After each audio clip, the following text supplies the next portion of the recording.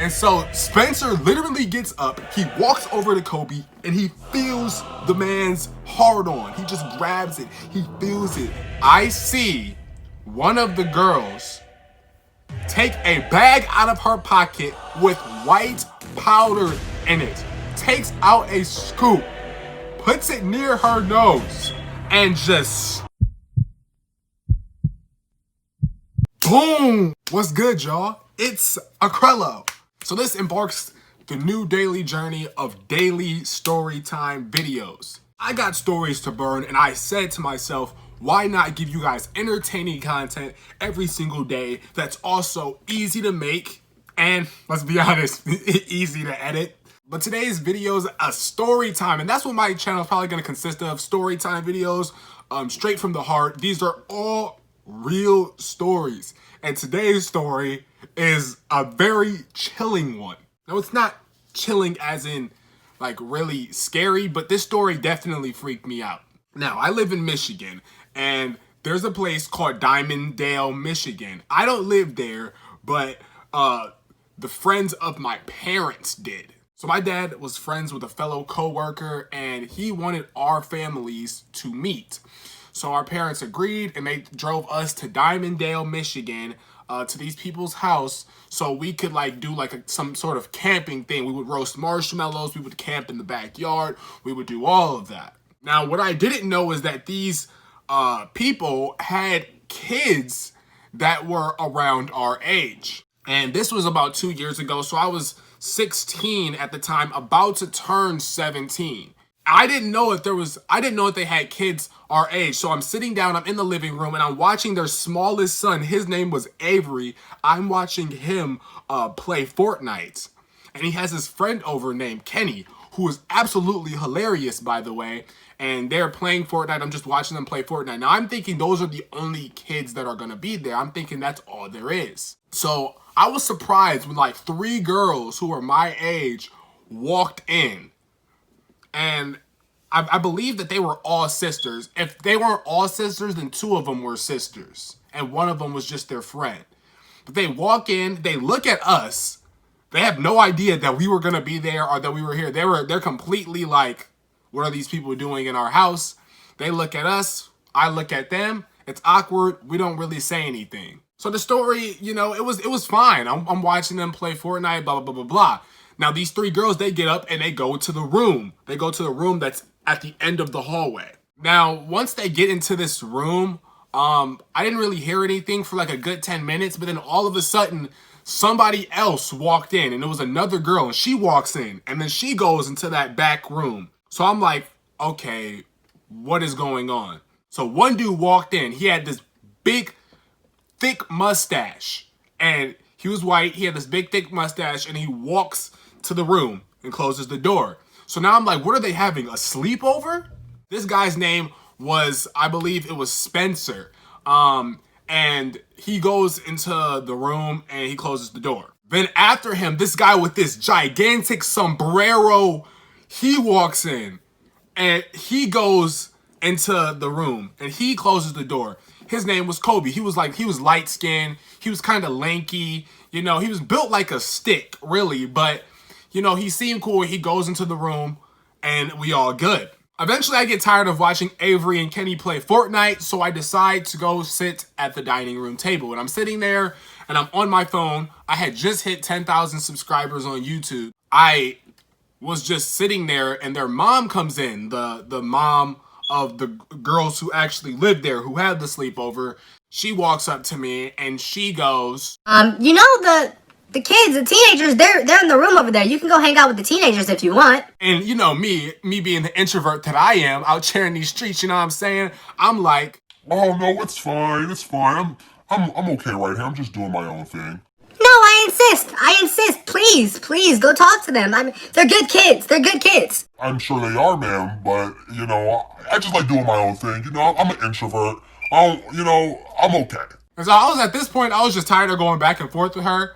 And I was just like, okay, fine. If that's what you really want, she was really insisting on me meeting her kids, thinking that there was going to be this blossoming friendship. And it just never happened. I go to the room. I get ready to knock on the door. And as I'm about to knock, Kobe, that's the guy with the big, gigantic sombrero hat, opens the door. And he goes, enter. This man said, enter. Like, how did you even know I was there? It wasn't like I was just stepping all hard. Like, I quietly walked. This dude, like, sensed that I was coming in his brain and said enter before I could even knock on the door. So I get in there and we chilling. It's good. Nah, that's cap. They're watching Shane Dawson and it was just weird, bro. It was like Shane Dawson. They were doing something with Shane Dawson's feet. I don't like feet. I think feet are disgusting. Like, it's feet. They're nasty. And they're like, it was like feet. And, you know, I wasn't really paying attention. I was still trying to be on my phone. And all of a sudden, they start talking about the most disturbing stuff. They start talking about pastors getting with kids. They start talking about, like, the most weirdest stuff, like fingering buttholes and stuff like that. Like, it was getting weird. 2 more girls walked in. There was this one girl, she was like all of their best friend. And then there was this really big, light-skinned girl. I don't know anybody else's name except for Kobe and Spencer. We decide to go on this walk to the park. And we start walking. And one of the girls, the big, gigantic, light-skinned girl, she says to me, what's your name? And I'm like, oh, my name is Jamal. And she says, Oh, wow, Jamal. You're so dark, we can't even see you right now. when I tell you, I wanted to blame her on some, Bro, I'm really about to get your pickle chin now, boy. Hey, go ahead, collard green head. I really wanted to get on her and just blame her. But you know, body positivity, and I wasn't going to be mean. I wasn't going to return the energy. I just let it go. We go to the park. It's actually cool. I'm like, maybe this isn't so bad. We get back to the house. Now, this is where everything goes downhill. And I have audio recordings for y'all. I'm going to play the audio recordings for the stuff that I'm about to tell y'all. They decide that they want to play Truth or Dare. At this point, the adults had went to sleep. They had just grabbed alcohol out the fridge. And now they are playing Truth or Dare. Now, if anybody knows me, they know I've never drunk alcohol in my entire life. That is not me. I've never smoked in my entire life. That is not me. So I was kind of freaked out when I saw them bring in cans of beer. I'm not drinking that. They start playing Truth or Dare. I opt out because I don't want to play. What ends up happening is one of the people asks Kobe, they ask Kobe if he's ever had a dream about smashing Spencer. Are you When gonna this pick? gonna like go down into your butt? I said I'm gonna play it safer right now, so I'm gonna say like true. Have you ever thought about fucking Spencer? That was a pretty weird question to ask. These dudes were best friends, from what I could tell, and I'm pretty sure they were both straight. But I didn't think that Kobe would actually say that he did. Obviously. Have you ever had a I dream think- about it? A dream? Yeah, like You know what? Actually, no. There was just like one time. No, it wasn't like on purpose. It was like And I was just sitting there stunned. I'm like, bro, what? They start talking about some of the weirdest stuff ever, like pouring water inside of somebody's butthole and then drinking the water. Point it down. Shove that entire water bottle up your ass. Right. And then drink the water. Like, I mean, pour the it's- water in his butthole and then It's like drink a it. Oh. I'll play You it safer cereal out of right his now. asshole? Right. Then they dared Kobe to make out with the big light-skinned girl. He starts making out with her. They making out. She had a boyfriend from what I heard at the time, so she was cheating on him. They make out. After they're done, Kobe goes, yo, guys, I'm hard. Everybody's like, yo, no way you're hard right now. And he's like, no, I am for real. And Spencer is like, no, you're not, bro. Let me see. And I'm sitting there like, what did you say? And so Spencer literally gets up, he walks over to Kobe, and he feels the man's hard on. He just grabs it, he feels it. And I'm just sitting there like, hey, yo. Then he goes, yep, guys, he's right. He's hard. And I'm just sitting there like, could not believe what I was seeing. Not only that, they dared both of the sisters to start making out, and they had Spencer under the covers. I don't know Everything that happened at that point, I can guess and use my imagination. But after they were done, the story takes a turn for the worst. Yeah, it gets a whole lot worse. They got done. So then one of the girls, I feel like her name was Elise or something, but I don't know. One of the sisters reaches under the bed. She pulls out this Coca-Cola can with holes in it, and it has weed in the bottom of the can. And they start smoking through the Coca-Cola can. They're passing around drinks. They're passing around vodka. It gets to me. I pass it on. Yo, no, I'm good. They're passing around the can. I'm like, yo, no, I'm good. And I'm freaking out now.